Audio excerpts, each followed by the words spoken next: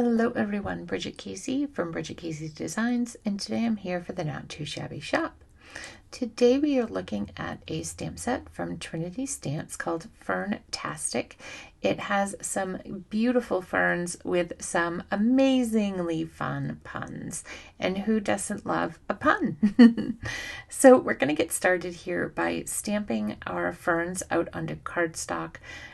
This project went through many iterations. I really wasn't sure what I was doing.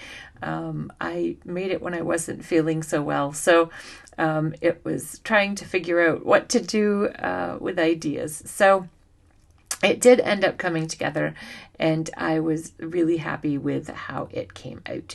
So I'm using some Lawn Fawn Jet Black ink to stamp onto some Nina Solar White Classic Crest 80-pound cardstock.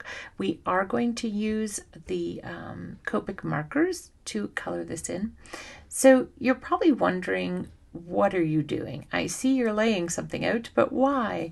So the reason I'm laying my stamps out this way is because I'm going to cut this out with a heart. So I wanted to try to cram as many together as I could.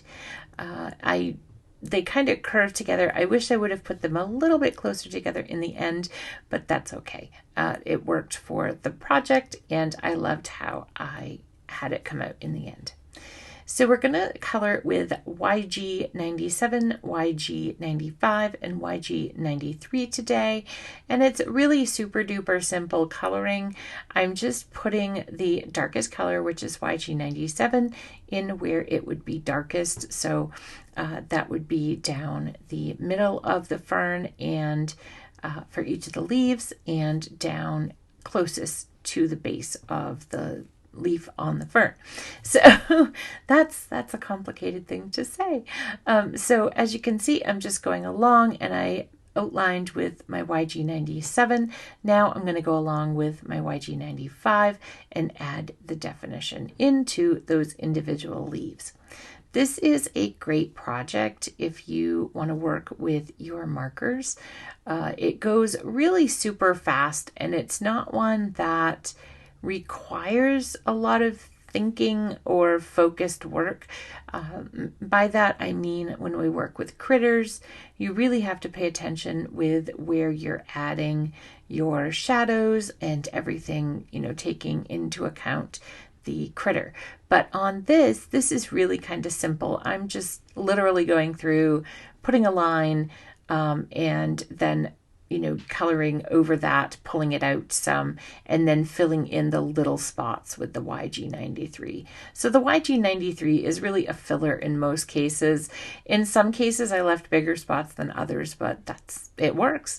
Like I said, it's a super simple image to color, and I think it's just, I love the puns. The puns are what sold me on this set, because the ferns, they're ferns, and but yeah, the puns, like when you put the ferns and the puns together, it was perfection. So I was super excited to design with this set this month.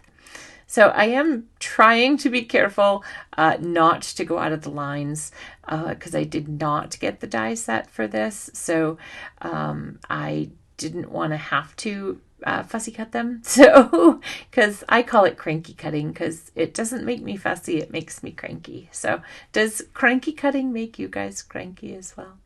I would love to know.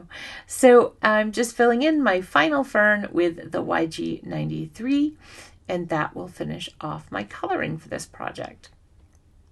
So this would be even really a pretty panel if you just colored them in, which, I do have to make another card with this set this month, so you never know what you're going to see.